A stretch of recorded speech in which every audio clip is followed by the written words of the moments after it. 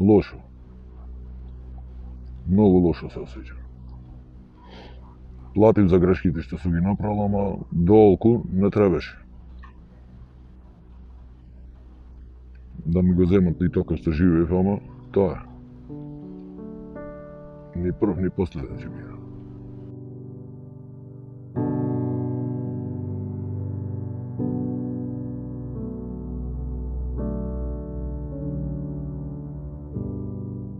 Две години пред да излеза, разбрав на првиот викенд дека дента кога се излегол од бараката кај што седе се вселили други. И се обратив до народен правобранител, дојде 2 пати во Изризово, дојде и неколку повеќе луѓе беа, запишаа све, ама ми кажа дека не можеле никаков одговор од Кичево да добијат, зошто се други вселени. И така ме оставија на улица. Кога излегов немаше кај да одам, мораше кај друга да излегам.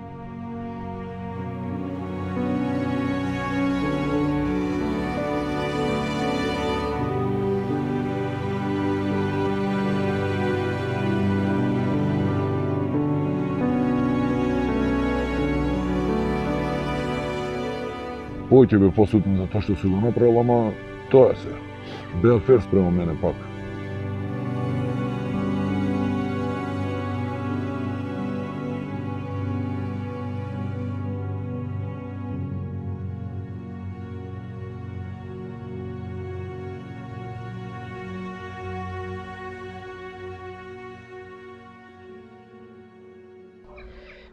Во конкретниот случај, установата каде што лицето ја издржуваше казната затвор, во 2 наврати писмено се обрати до Центарот за социјални работи, каде што лицето имаше регистрирано последно живеалиште, тоа е Центарот за социјални работи во Кичево. Ние, откако се запознавме со неговиот случај, исто така во 3 наврати пративме писмени поднесоци до Центарот за социјални работи во Кичево, бидејќи согласно нивните надлежности имаат обврска да постапуваат во вакви случаеви.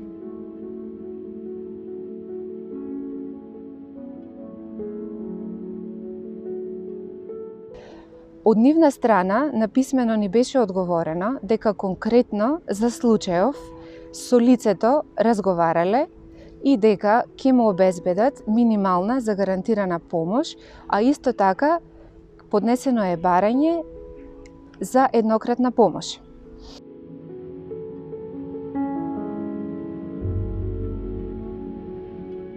Овој случај е уникатен од уште еден аспект, а тоа е во однос на неговото последно живеалиште, каде што тој живеел, а тоа било социјален стан во сопственост на општина Кичево. Социјалниот стан бил доделен на неговата мајка со договор за закуп за времено користење и во одреден период, откако лицето е осудено на затворска казна, тој е оневозможен да живее во доделениот стан. За таа цел ние се обративме до општина Кичево, од каде што побаравме да му се овозможи на лицето непречено користење на социјалниот стан, меѓутоа исто така и се уште и во таа постапка го очекуваме одговорот од нивна страна.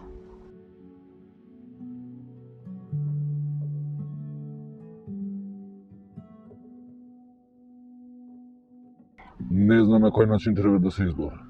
Не ми е јасно. Нема никому да се обрата, единствено овој другар ми што ми помага, друг нема никој. Не знам никај да се обрата, ништо направи, ништо не знам. Освен адвокатката и Арбен што ме барат, друг никој.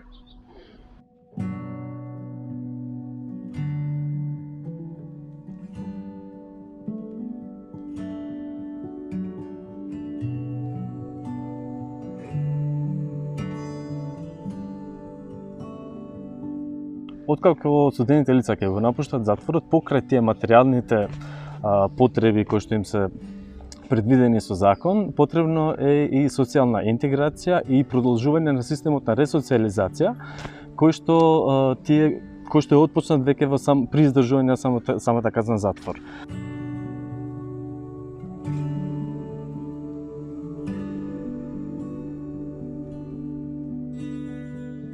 и она што загрижува е моментот дека иако во мал процент на затворската популација која што е опфатена, најдовме на неколку случаи кои што ги следиме, кои што ги идентификувавме и ги следиме, кои што лицата по завршување на казната затвор остануваат бездомници, односно немаат каде да се продолжат да живеат.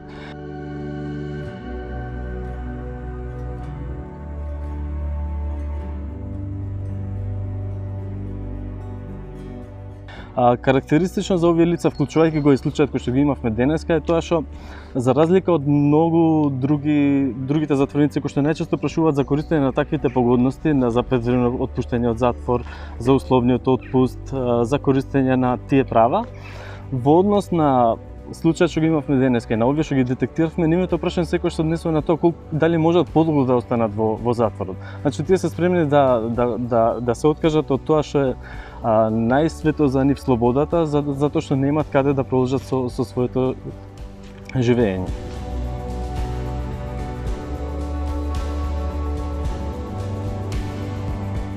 Опциите се да им помогнеме преку институциите, да им најдеме привремен дом и да се оспособат за враќање во општеството и да придонесат кон истото, или пак втората опција која што им преостанува на нив е да се вратат повторно во затвор, каде што имат обезбедено кров и храна, но за да го направат тоа, за нив потребно е да направат ново кривично дело.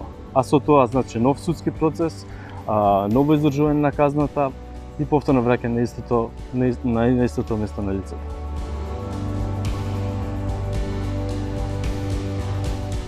Не знам каков апел да им дадат, може да им кажат да седат да направат бели. Ако имаат кај кого да се обратат, ако знаат кај кого, нека се обратат.